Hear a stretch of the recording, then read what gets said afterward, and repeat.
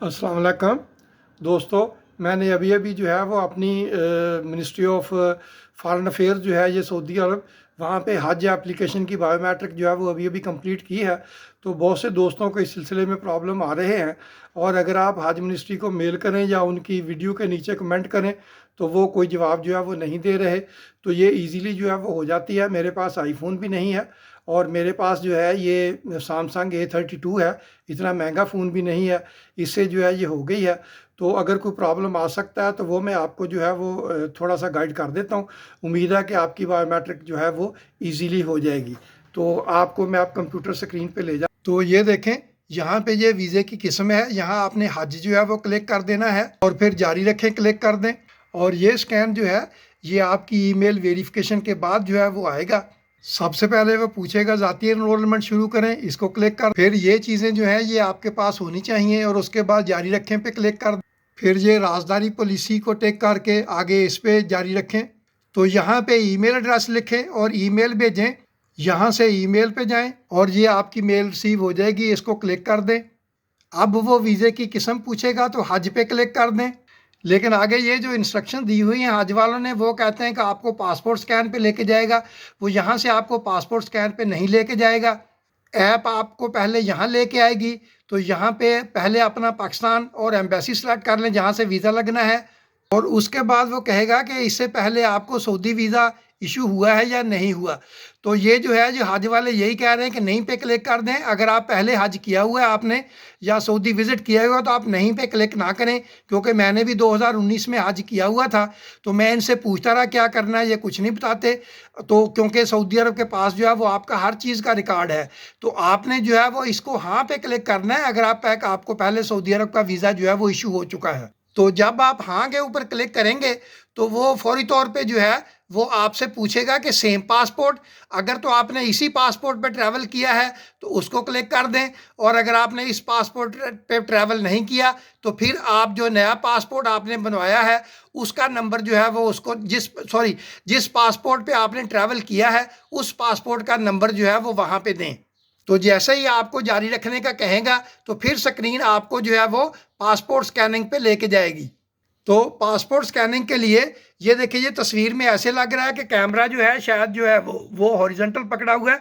Horizontal नहीं है, ये मोबाइल को आपने जो है वो सीधा खड़ा करके पकड़ना है जैसे इसमें हाथ से पकड़ा हुआ है। तो पासपोर्ट जो है उसका वो पेज जिसके आप ऊपर आपकी सारी डिटेल है वो इसके आगे जो है वो कर दें। ये जो खाना बना हुआ है उसके अंदर जब उसकी तस्वीर फिट हो जाएगी तो वो ऐप जो है वो उसकी तस्वीर खींच लेगी, और फिर उसके बाद आपकी सारी डिटेल जो है वो इस तरह शो होना शुरू हो जाएंगी।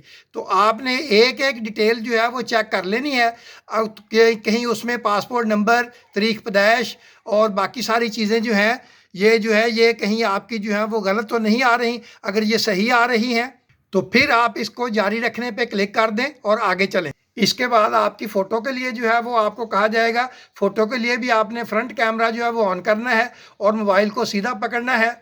इसके लिए किसी लंबे चौड़े की ज़रूरत नहीं है इंतज़ाम की। ये देखें, मैंने एक छोटा सा कपड़ा जो है वो वाइट कलर का वो यहाँ पे दीवार पे लगा दिया है। ये मैंने यहाँ पे चेयर रखी हुई है, इसके ऊपर बैठ के। तो ये देखें, अगर आप कमरे में होंगे जैसे वो कहते हैं तो ये लाइट वगैरह जो है वो कमरे में जो है वो चमकती है तो आपके चेहरे पे भी पड़ती है। तो ये जो है आप सीढ़ियों में या किसी ऐसी जगह पे जहाँ पे डायरेक्ट लाइट ना आ रही हो, तो ये देखें ये कमरे में बाहर से लाइट आ रही है।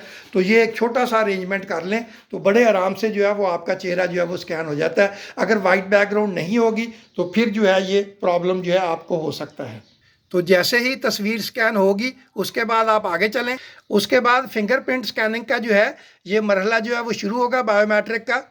तो इसके लिए ख़ास तौर पे जो 60 या 65 प्लस लोग हैं उनको थोड़ा मसला हो सकता है, क्योंकि अगर उनके फिंगरप्रिंट जो हैं वो ठीक भी हैं तो हाथ जो है वो बाज़ का जब आप आगे करते हैं तो आपका हाथ जो है वो थोड़ा थोड़ा ट्रैम्बल करता है, जिसकी वजह से मसला हो सकता है। तो बेहतर ये है कि आप अपना हाथ जो है वो किसी चीज़ के ऊपर रख लें। ये टेबल के ऊपर रखेंगे उससे मसला ये आएगा कि इसका बैक फ्लैश लाइट ऑन हो जाएगी तो इसके ऊपर से जो है वो चमक पड़ना शुरू हो जाएगी। तो आप जो है वो एक काला कपड़ा जो है वो रखें, कपड़े के ऊपर से चमक नहीं आती, अदरवाइज़ वो बार बार आपको कहता रहेगा कि बैकग्राउंड जो है वो डार्क करें या और कोई मसला मसाइल जो है वो चलता रहेगा। फिर अपना हाथ जो है वो उसको अगर ट्रैम्बल कर रहा है तो उसको नीचे रख लें। इसी तरह अगर आपके हाथ ट्रैम्बल कर रहे हैं जिसकी वजह से मसला हो रहा है तो कैमरा जो है वो किसी दूसरे को पकड़ा दें और अपनी तमाम फिंगर जो है वो बारी बारी करके जो है वो स्कैन करें। वो आपको बताता जाएगा, पहले लेफ़्ट हैंड का अंगूठा स्कैन करवाएगा, उसके बाद चारों उंगलियां स्कैन करवाएगा और उसके बाद दाएं हाथ का अंगूठा स्कैन करवाएगा और उसके बाद दाएं हाथ की चारों उंगलियां स्कैन करवाएगा। अच्छा, अब यहाँ पे जो मसला आएगा वो बाज़ का प्रोसेसिंग के बाद आपको कहता है कि स्कैन जो है वो रीट्राई करें या वो कहता है अबॉर्ट स्कैन करें। अगर आपने स्कैन अबॉर्ट कर दिया तो फिर आपको शुरू में ले जाएगा, आपने स्कैन को अबॉर्ट नहीं करना, रीट्राई पे क्लिक कर देना है। और चूंकि हमारे यहाँ जो है वो नेटवर्क बहुत स्लो है तो यो बार बार वो कह रहा था आपका नेटवर्क स्टेबल नहीं है, तो बेहतर है कि आप जो है जो आपका वाईफाई स्पॉट है उसके कहीं करीब हों। तो या फिर जो है ये अगर आपका मोबाइल डाटा है तो आप किसी ऐसी जगह पे हो जहाँ पे मोबाइल के सिग्नल जो है वो क्लियर आ रहे हों, क्योंकि मुझे जो है वो कम से कम 2-3 मिनट जो है वो इसी पे लगे रहे। वो बार बार कहता था कि आपका नेटवर्क जो है वो स्लो है या स्टेबल नहीं है, तो लेकिन मैंने जो है वो बॉट नहीं किया, मैं रीट्राई करता रहा। इसी तरह अगर फिंगरप्रिंट जो है वो आपका बार बार स्कैन करने के लिए कहे तो उसमें आपने रीट्राई पे जाना है, अबाउट स्कैन पे नहीं जाना। अगर आप अबाउट स्कैन पे चले जाएंगे तो वो जो है वो प्रोसेस आपका दोबारा फिर शुरू से शुरू हो जाएगा। अब लास्ट मरहला ये है कि अगर आपको सऊदी अरब के उस भी मिनिस्ट्री से इस किस्म की जो है वो मिले कि ये रिक्वेस्ट सबमिटेड और नीचे जो है ये देखिए इसमें कोई आपका पासपोर्ट नहीं है, रिक्वेस्ट नंबर है और आपका नाम होगा, बाकी और चीज़ें होंगी। ये बेसिकली ये है कि अगर वो ये इस किस्म की आपके पास आ गई है तो ये आपकी बायोमेट्रिक कंप्लीट नहीं हुई, बल्कि वो आपको जो है वो कंप्लेंट और कंटैक्ट सेक्शन में ले गया था और वहाँ से आपकी रिक्वेस्ट जो है वो सबमिट हुई है। तो ये जो है ये बायोमेट्रिक नहीं है। आपने फिर दोबारा फिर बायोमेट्रिक के लिए जो है वो स्टार्ट पे चले जाना अगर इस किस्म की वो कहे रिक्वेस्ट सबमिटेड। ये नहीं है बायोमेट्रिक। बायोमेट्रिक असल में होगी अगर आपकी कंप्लीट होगी तो आपको इस किस्म का जो है ये टिक मौसूल होगा और कहा जाएगा कि आपको शॉर्टली जो है वो ईमेल मौसूल हो जाएगी। और उसके कुछ ही देर बाद मतलब मेरा तो आधा घंटा भी नहीं लगा था, तो हो सकता थोड़ी देर लग जाए, लेकिन आपको जो है वो थोड़ी देर के बाद जो है वो ईमेल मौसूल हो जाएगी जिसमें ये लिखा होगा एप्लीकेशन सबमिटेड सक्सेसफुली।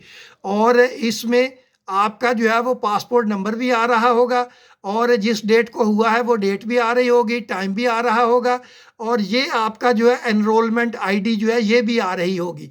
तो ये एनरोलमेंट आईडी जो है ये आपने संभाल के रखनी है, क्योंकि आप जो है वो अगर कुछ दिन बाद या अगर आपका वीज़ा जो है वो नहीं आता तो आप मिनिस्ट्री की इसी वेबसाइट पे जाके तो आप इस आईडी के अगेंस्ट जो है वो अपना चेक कर सकते हैं वीज़े का स्टेटस क्या है।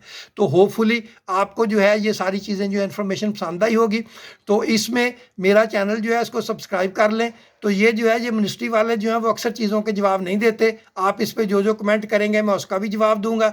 तो उसके बाद जो है वो चैनल को सब्सक्राइब कर लें, दोस्तों के साथ शेयर भी करें, तमाम हाजियों के साथ। अगर किसी को कोई मसला आ रहा है तो वो मुझसे जो है वो शेयर कर सकता है, तो मैं इसमें जो है वो अपना ईमेल लिंक जो है वो भी दे दूँगा, तो उस पर भी पूछा जा सकता है। थैंक यू, अस्सलाम वालेकुम। चैनल को ज़रूर सब्सक्राइब करें, मेहरबानी, शुक्रिया।